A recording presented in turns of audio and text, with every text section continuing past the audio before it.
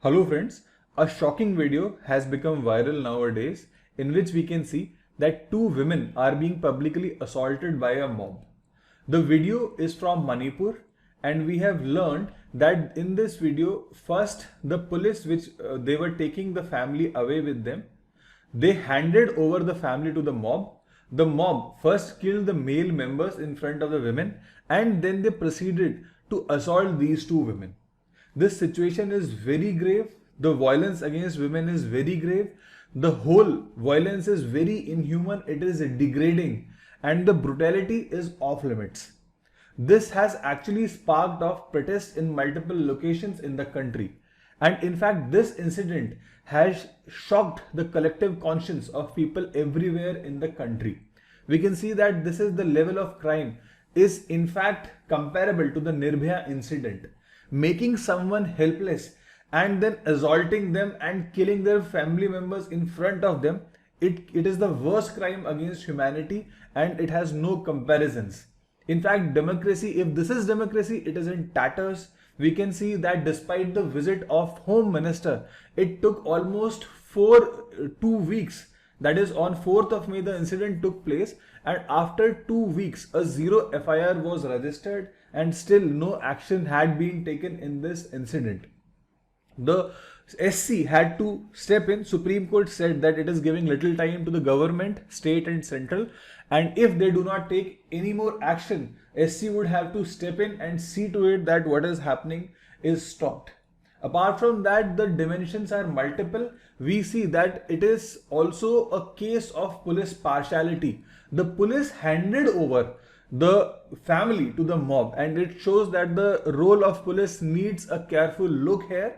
And there have been multiple allegations regarding police impartiality and its unfairness in this whole Manipur violence. First, let us understand that what actually is the issue. See, if we look at the map of Manipur, it is divided into two basic areas. The first is the middle area, which is Imphal Valley. In this valley, we see that majorly the Meiteis communities live here. The surrounding areas are the hilly tracts. In these hilly tracts, mostly the tribals live. In Manipur, there are multiple tribal communities. For example, there are Kukis, in which we are seeing here. Then there are Mizos. Then there are Chin people and Zomi tribal groups. Multiple tribal groups are living in these hilly tracts. One of the differences between these two communities is religion also, but then this is not the sole reason of this conflict. Meiteis, they are majorly Hindus, and tribal groups, they are generally Christians. So there is a religious difference, but then this is not the reason. This is not the sole reason of this whole violence. Let us look at what these two groups are alleging and what they are saying against each other. So first, let us have a look at the Meiteis perspective, what they believe is the cause of the incident.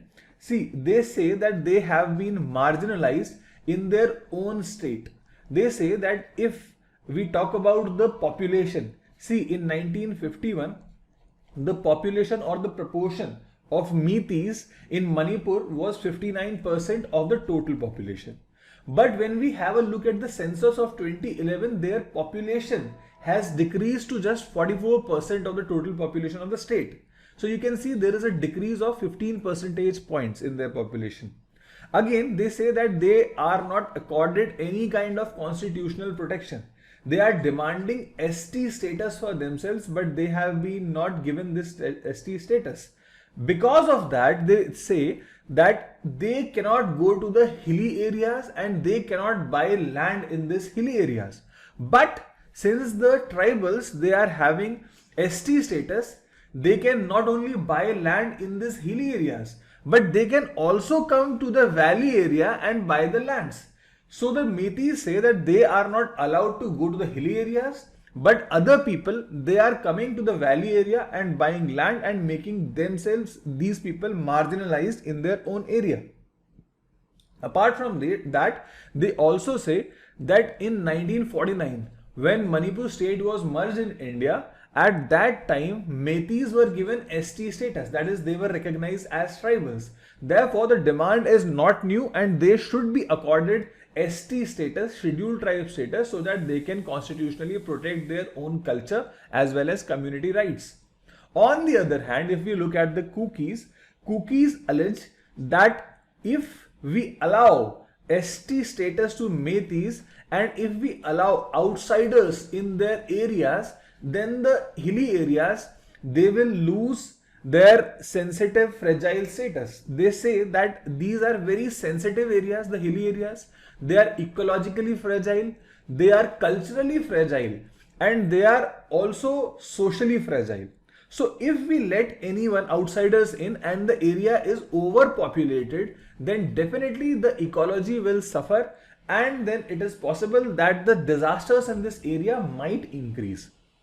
Secondly, the cookies say that okay, if you are telling the Meiteis, they are saying that their population has decreased from 59 to 44%. That means they are saying that we are 56%. The tribals are 56% in the state of Manipur. Also, the Meiteis say that 90% of the area of Manipur is hilly areas, hilly tracts. So if we are living in 90% of the area and our population is 56%, then why are we having so low political representation in the Legislative Assembly?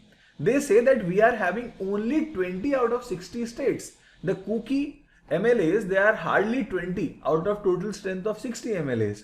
So if they are numerically superior, if the areas are superior, then how come they are having so low population or representation in the Legislative Assembly? Why are other 40 members belonging to Meiteis? And in fact, they also say that because of their political dominance in the Legislative Assembly, they are disproportionately appropriating more resources towards the development of valley, that is the Imphal area and the Meitei areas. The political dominance is leading to resources being diverted in the valley area. They also say that if you give ST status to Meiteis, then tomorrow the Meiteis will flood all the government jobs. They will flood all the educational seats in the educational institutions. So they say that ST status should not be given to the Meiteis, because if that is given, the tribals who are already backward and who are historically disadvantaged, they will feel more loss. Their employment will be lost, their education will be lost. Apart from that, they also say that the political party which is ruling in the state, it is favoring the Meiteis. The CM also, he is favoring the Meiteis, and they say that the authorities, they are launching anti-encroachment drives in the forest areas. Because of these anti-encroachment drives, they say, the cookies say that they are being evicted from the forest in which they have been living from ancient times and from the historical times. Therefore, there is a fear in these cookies and the other hilly tribes that they will be evicted from their homes, and that is why they say that they are not very comfortable with the present dispensation which is ruling in the state. Also, they say, see, both of the sides, they allege that the police and the authorities, they are favoring the other community. For example, the cookies say that there was a cookie DGP in the state, and it was the cookie DGP, he was removed by the present chief minister. Similarly, the Meiteis, they say that cookies have in fact looted police arms.